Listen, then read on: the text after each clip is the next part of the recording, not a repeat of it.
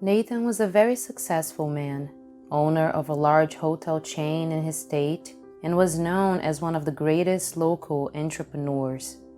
At 34 years old, Nathan had everything he needed to have a dignified life. His mansion was better than he could ever imagine, with a beautiful swimming pool and enough space for his luxury cars. He was a good man who had the job of his dreams in good conditions, but he carried a certain melancholy within him. He felt lonely in his spacious house that he had shared with his previous wife, but the marriage only lasted 3 years, and after the divorce a few months ago, his attempts at a relationship were quite chaotic. While his great love didn't appear, Nathan held parties to try to escape the loneliness that in the end always left him exhausted and sometimes prevented him from organizing his work properly. When the parties ended, the next day the physical and moral hangover dominated him, and Nathan couldn't even think about what his appointments were for the day. When his parents visited him, they saw that their son was not doing well as he said he was, and they got extremely worried. "Son, I know it's not easy, but you have to make an effort to keep doing well. You can't throw everything away because of the divorce. The company doesn't work well if you don't dedicate yourself as you always have," said the mother. His father didn't have such a critical attitude and preferred to just console his son at the moment. Nathan recognized that he could not continue at that pace, otherwise the work would be jeopardized, since he was responsible for managing the main hotels in his chain.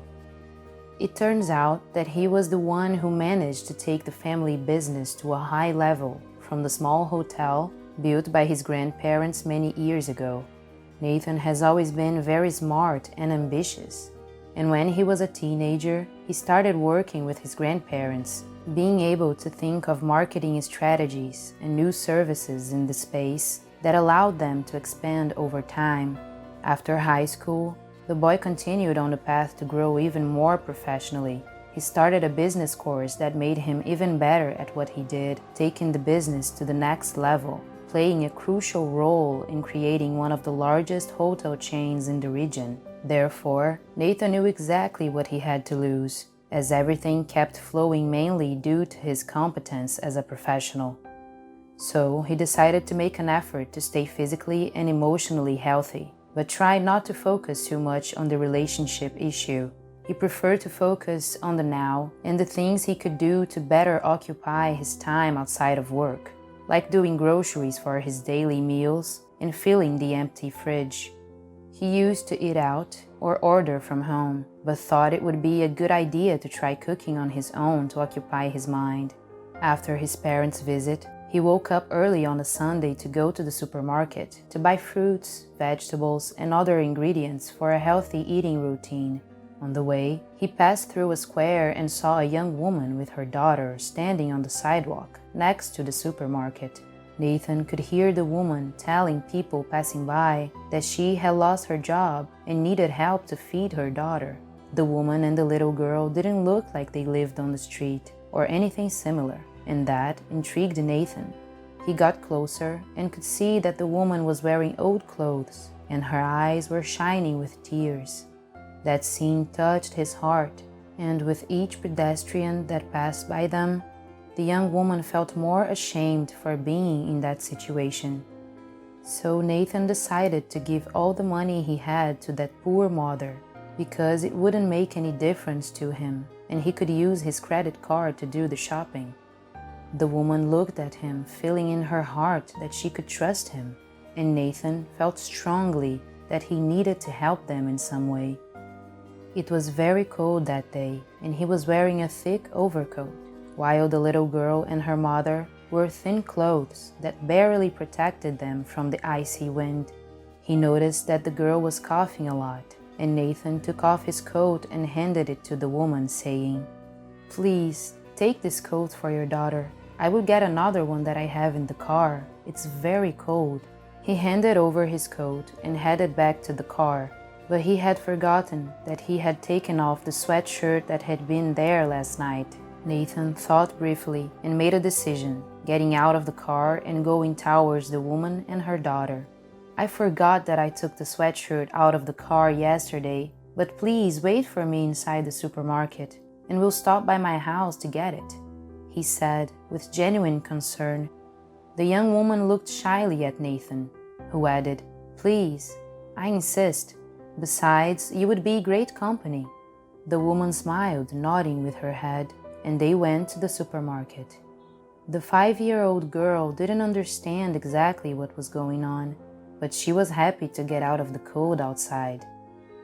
Nathan took a cart and decided to buy more food than he had planned, because he had the idea of making lunch for 3, since he was going to make it for him. In addition, he also bought extra things for them to take with them when they left. While Nathan finished shopping, the mother and daughter were approached by the supermarket security guard. "Hey, you can't stay inside. You belong outside. These are the supermarket rules. Get out now." Luckily, Nathan was able to see from afar, and suspecting what might be going on, he asked the attendant for permission and ran to the door. "Sir, they are with me, but even if they weren't, they aren't doing anything wrong. That's no way to treat anyone. Besides, it's very cold outside," Nathan said politely but in a firm tone. He noticed that the security guard looked him up and down, taking in his appearance. The man changed his posture immediately, concluding from his clothes that he was someone important. "I'm sorry, sir, I didn't know they were with you. I apologize," he said, walking away, afraid of getting into trouble. Nathan shook his head negatively, but just paid the bill and everyone went to the car. "What's your name?" the woman asked while they walked. "Nathan," he replied. "Thank you, Nathan. I don't know what to say. You're being very generous. We don't want to bother you." She introduced herself by saying her name was Kate and her daughter was called Lily. "Don't think that. It doesn't bother me at all, I promise. Do you guys have something to do today? I was thinking of making lunch for us. What do you think?" Nathan asked, looking at them before getting in the car. Kate accepted the invitation with a smile of gratitude, and the 3 of them went to Nathan's house. Kate and Lily were delighted with the house. They had never seen anything like it. Nathan remembered that he had some old dolls from the time he liked dinosaurs as a child and handed them to Lily, who was soon involved with the toys, while the adults chatted amicably. While Nathan made lunch, he insisted on learning more about their situation. Then Kate told him about losing her job and struggling to pay the rent, almost to the point where she and her daughter were about to be evicted. "But I don't want to burden you with our problems. You're already being so kind," she said. Nathan had the idea of asking Kate to work as his assistant, since he really needed help to better organize his schedule. And he also offered a place in his house for the 2 to be more comfortable. "I was thinking, I'm having a hard time organizing my work schedule and thought I'd hire an assistant to help me. Would you be interested? The salary would be good, and there would also be enough space here for the 2 of you to live while you stabilize financially. I don't want you to get me wrong. I know it sounds strange, but I feel genuinely worried about your situation, and there's a lot of space here at home. Anyway, it was just an idea that crossed my mind." Kate didn't react, and Nathan added, "I don't mean to scare you. I'm an ordinary guy. I own a hotel chain, but there are so many things going on at the same time that help would be ideal to organize myself better." Kate looked at her happy daughter playing with the dinosaurs and replied, "It's true. We're going through very difficult times and about to lose our home."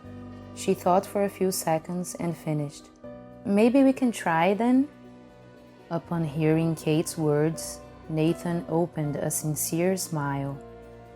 While eating lunch, Kate said that she and her daughter had moved to the city some time ago in search of better living conditions, but ended up encountering more difficulties than they had before. Nathan knew several similar stories, and knew how these people usually ended up living on the streets.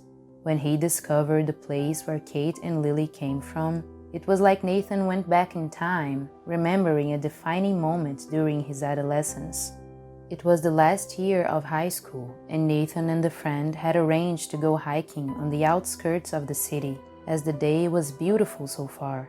However, in the middle of the trail, the weather changed suddenly and a strong storm started, preventing them from walking and seeing properly. His friend ended up spraining his ankle, and they couldn't go home safely at that point. That's when Nate saw an entrance that led to a small farm where he thought of seeking help. When they got there, there was a young woman who appeared to be the same age as the boys. Nathan and his friend introduced themselves and discovered that the girl's name was Riley. She said her mother was in the hospital recovering from a heart attack, and her younger sister was working at a convenience store. Their father had abandoned them when they were children, and that night, Nathan and Riley were enchanted by each other and spent hours talking, waiting for the rain to stop while his friends laughed and recovered from the injury. The two noticed a different chemistry that they both reciprocated, and they ended up spending the night together in Riley's room. However, the next day they said goodbye, and Nathan never heard from her again, as he ended up moving to college and never returned to that place. Nathan put the memories aside and returned to reality. He was washing the dishes when he heard little Lily coughing again and asked Kate if everything was okay with her daughter. "We recently found out that she has mild pneumonia.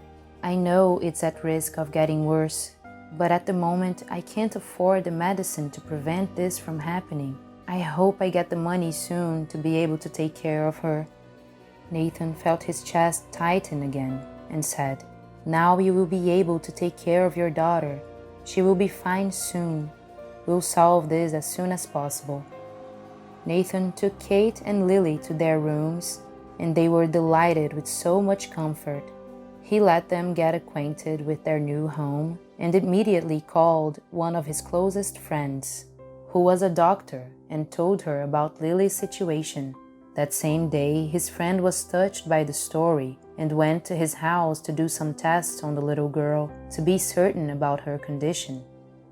In 2 days, they discovered that it was a viral pneumonia that would need some anti-inflammatories to cure the symptoms and control the progression of the disease. Nathan said that Kate didn't need to worry about anything, that he was doing everything from the heart, but she insisted on returning his help by being the best assistant he could have.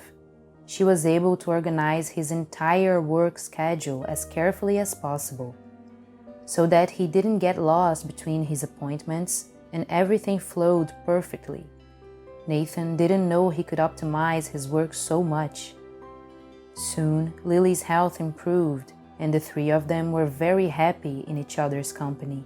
Nathan and Kate got closer as the days went by. Nothing romantic had happened between them, but Nathan's admiration only grew.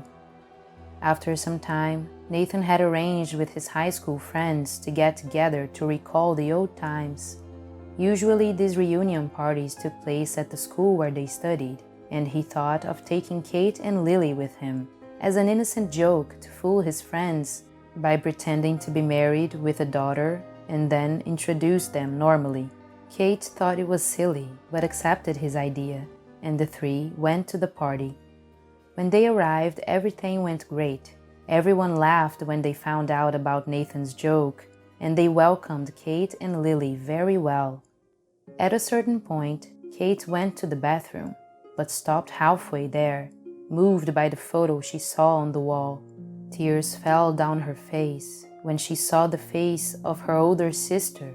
She didn't remember, but her sister studied at that same school years before Nathan. "Riley?" Kate heard Nathan exclaim behind her. "Did you know my sister?" she asked. At that moment, they started talking about the past, and Nathan found out that Kate was Riley's younger sister, the girl with whom he had a one-night stand many years ago. Kate said that her sister ended up getting pregnant, but she didn't know who the father was. and unfortunately she died during childbirth. Lily was Riley's daughter, but Kate adopted her as her own and chose not to tell the child the truth yet because of her age. That's when Nathan realized the seriousness of what Kate was saying. Lily could be his daughter, for they were careless that one night they had. Fate surprised them with that unusual encounter, and they agreed that they needed to be sure if Nathan was really Lily's father. They went home that day, determined to take the DNA test, and shortly afterwards, they were sure that Lily was really Nathan's daughter. Nathan knelt down and apologized for everything, despite not knowing that Riley had gotten pregnant. "I'm sorry, I didn't know. I should have gone back. Please forgive me." And Kate replied sweetly, "It's not your fault, Nathan. It's okay. You didn't know.